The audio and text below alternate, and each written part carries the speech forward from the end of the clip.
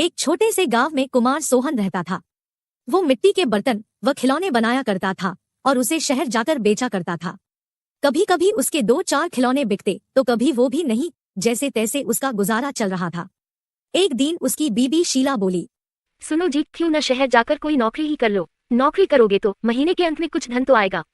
बीवी की बात सुन अब सोहन को भी ऐसा ही लगने लगा था, पर उसको मिट्टी के खिलौने बनाने का बहुत शौक था, लेकिन हालात से मजबूर था। बात तो तुम सही कह रही हो, पर कैसे उस हुनर को छोड़ दूं जिसका नमक हम लोग अब तक खाते आए हैं।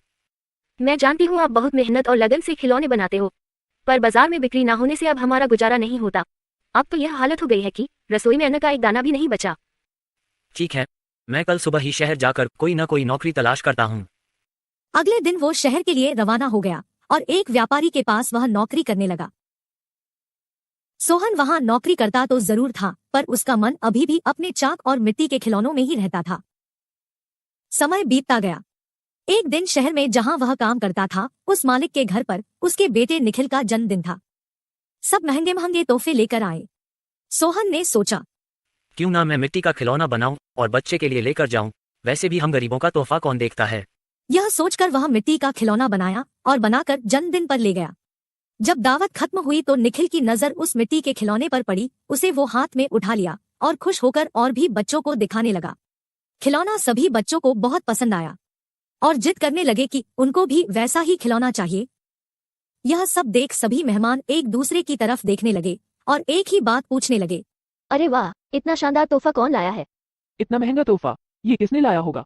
ये खिलौना तो शायद आपका नौकर सोहन लाया है। इतना सुनते ही सब हैरान हो गए। सभी एक दूसरे का चेहरा देखने लगे। तभी मालिक बोला, सोहन तो बहुत गरीब है, इतना महंगा खिलौना कहाँ से ला सकता है? हाँ, मैंने देखा है, ये खिलौना सोहन ही लाया है। ठीक है, सोहन को बुलाओ, उससे पूछो कि ये खिलौना वह कहाँ से खरीदा है। वहाँ सोहन आता है और सब उसी के तरफ देखते हैं। वह माहौल देखकर हैरान हो जाता है। मुझसे क्या गलती हुई, सब मुझे ही घूर रहे हैं। शायद मेरा खिलौना निखिल को पसंद नहीं आया होगा और बच्चों के सामने वो अपमानित होगा। कोई बात नहीं, मैं माफी मांग लूंगा। मालिक, क्या आपने मुझे बुलाया? हाँ सोहन, क्या यह खिलौना तुमने दिया है? हाँ मालिक। तुम यह खिलौना कहाँ से लेकर आए हो और इतना महंगा तोहफा तुम लाए कैसे? इतना सुन सोहन मन ही मन खुश होता है और मुस्कुराते हुए बोलता है, माफ कीजिएगा मालिक, ये कोई महंगा तोहफा नहीं है, यह मैंने खुद बनाया है। गांव में यही खिलौना बनाकर मैं अपने परिवार का गुजारा करता था, लेकिन इससे अब घर नहीं चलता, इसलिए आपके यहाँ नौकरी करने आया हूँ। अरे वाह, तुम क्या अभी है खिलौना बना सकते हो? और सभी बच्चे को तुम्हारा खिलौना बहुत पसंद आया है, इन्हें भी ऐसा ही खिलौना चाहिए। सोहन खुश होकर बोला, हाँ मालिक, बिल्कुल बना सकता हूँ। जब कल मैं आऊंगा तो खिलौना बनाकर लेते आऊंगा। अगले दिन सोहन ने शानदार रंग बिरंगे खिलौने बना कर दिए। यह देख मालिक ने सोचा, क्यों ना मैं खिलौने का भी व्यापार करूं। वह अपने बीवी से बोला, सुनीता, सोहन खिलौना बहुत अच्छा बनाता है, उसे खिलौना बनवाकर शहर में उसका भी व्यापार कर लें। उसे सोहन को उसके मनपसंद का काम भी मिल जाएगा और उससे अच्छी तनख्वाह भी मिल जाएगी, साथ ही साथ एक मोटी रकम हम भी कमा लेंगे। ये तो अच्छा विचार है जी।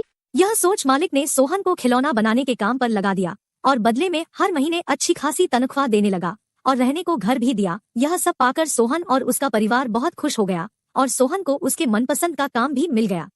दोनों हंसी खुशी रहने लगे।